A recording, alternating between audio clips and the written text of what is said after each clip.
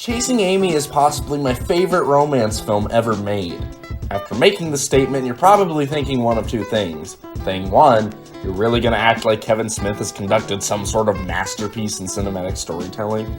Thing two, really gonna regard a film depicting a lesbian falling in love with an ignorant straight white male as quality art. Before elaborating, I feel it's necessary to share a few things about myself, solely because I feel it's important for you to understand the perspective I have on this film as a person. I am indeed a member of the LGBTQ community, and aside from that, as a fiction writer, I tend to invoke lots of queer representation into my stories. Now that all that useless bullshit is cleared up and out of the way, let's get back on track.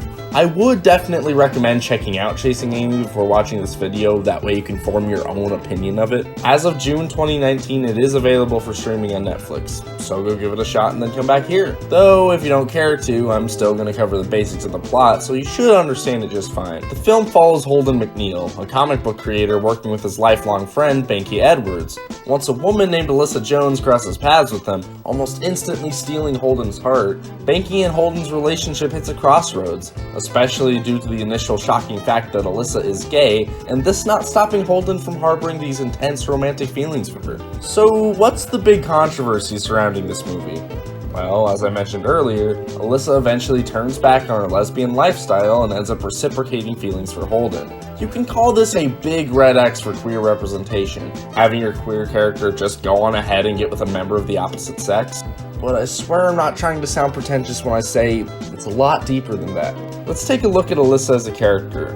When we're first introduced to her, or I guess I should say when we're first introduced to the idea of her as a definitive lesbian, we haven't yet learned that this isn't exactly the case with her character. And for your first time watching it, I totally understand if it's a bit jarring the moment she does end up sharing a more than friendly embrace with Holden for the first time. This is definitely an aspect of the film that improves after multiple viewings once you have the context of certain things. About that context, eventually we find out that Holden isn't the only man Alyssa's been with, and how in the past she engaged in some sexually deviant activities involving men. And due to aspects of it causing deeply negative effects to her, it seems as if she used the label of being a lesbian in order to not deal with the negativity again, when in reality, she was probably just bisexual all along. This is honestly a very realistic, complex issue that at first glance may appear poorly written or just flat out offensive depending on who you are. But if you really read into the context and themes of the film, I hope you realize that while it is a risky story to tell, it's handled very maturely. And even if you don't, I'd be happy to hear your alternate opinion. There are a few other issues people have with this film in this department, where certain male characters go on to say some pretty fucked up things about women and the gay community. Still dwelling on that diet? Hey, knock it off, will you? What'd I tell you? She just needs the right guy. All every woman really wants, be it mother, senator, nun, is some serious deep dicking. Sorry. See, that's why I can't buy lesbians. Everyone needs dick. See, I can buy fags, a bunch of guys that need dick, just plain need it. That I get. Dykes, bullshit posturing. But live and let live, I guess.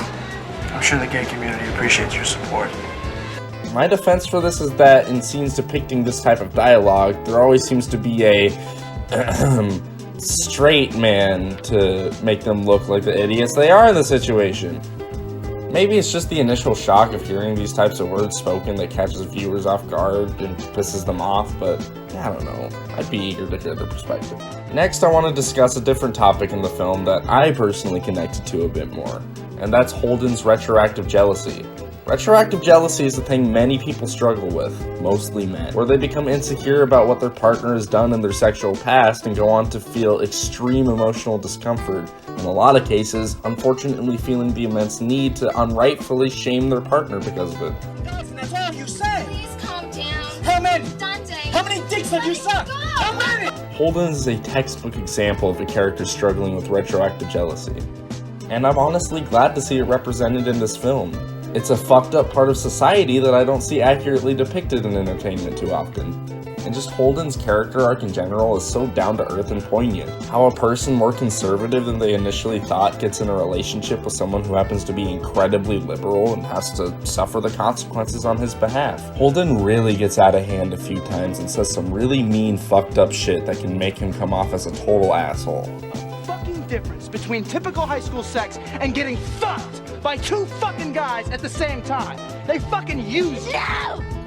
I used to! But to me, it's flaws like this that create truly three-dimensional characters, which this movie is full of those, especially in Banky, who at first glance may seem like the token homophobic comic relief character. But as the film goes on, it's perhaps more than implied that Banky's homophobia is a result of his curiosity and potential romantic feelings towards his best friend Holden, which if you look at it through that lens, a lot of his abrasiveness towards Holden and Alyssa's relationship can be written off as jealousy.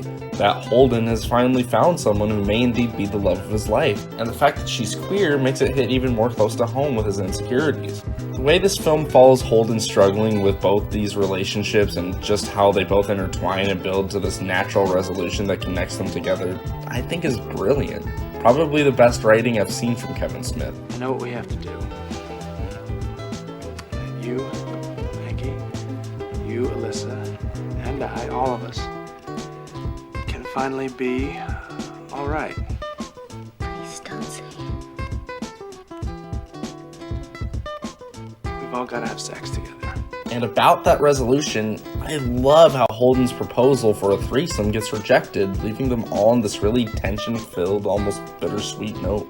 It's elements like this that I love to find in stories involving romance that I honestly don't see often. Just the grimy, flawed, messed up part of being in love and the hard-to-grip reality of ending that relationship, being left in this weird, fuzzy state of limbo. Aside from all that, there's also another vastly interesting element of the film that I'd like to address. As a massive fan of Kevin Smith, knowing the things I know about his personal life, this film really parallels a lot of things he went through. At the time of filming, Kevin Smith was actually dating the lead actress Joey Lauren Adams, and a lot of aspects of their relationship are depicted within the film, in particular the whole retroactive jealousy thing. The film almost seems to serve the same purpose that Holden's Chasing Amy comic book did at the end of the film. It seems to be made as almost an apology for the things he did to her, becoming the personal story he was looking to tell. I think this specific aspect is another sharp connection to the life of Kevin Smith, as Holden speaks in the movie of wanting to create something more personal, like his first work, which could be referring to Kevin Smith's first film, Clerks. While the Blunt Man and Chronic comic book series, which you see them making throughout the film, can be looked at as his second film, Mallrats, which, while I enjoy it, it is a far less personal film than Clerks, and at the time was critically panned, though it has now gained a cult following that I'm a part of. And then, of course, Chasing Amy becomes the personal work Holden and Kevin were hoping to create again. Chasing Amy, while parts of it are a bit hammy and a few jokes don't quite land, is still the closest film I've seen to capturing these complicated types of relationships. And I think it's actually a fairly important watch if you're someone who struggles with these types of issues. After watching it a number of times, I think it's certainly Kevin Smith's best movie. Watching the final product, it honestly made me feel less alone in feeling the things I did. It's exactly the type of movie I'd want to make.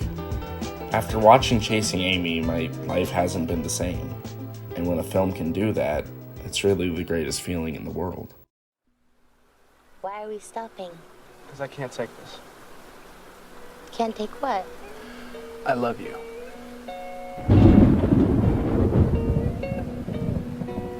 And not in a friendly way, although I think we're great friends.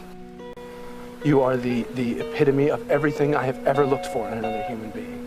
And I know that you think of me as just a friend, and crossing that line is the furthest thing from an option you would ever consider. But God, I couldn't allow another day to go by without just getting it out there, regardless of the outcome. Which, by the look on your face, is to be the inevitable shoot down.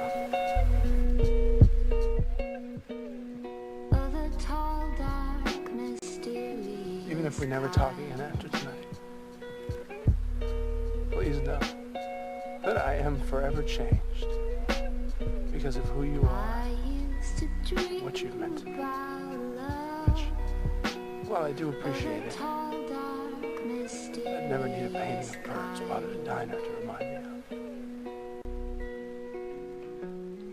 I used to dream about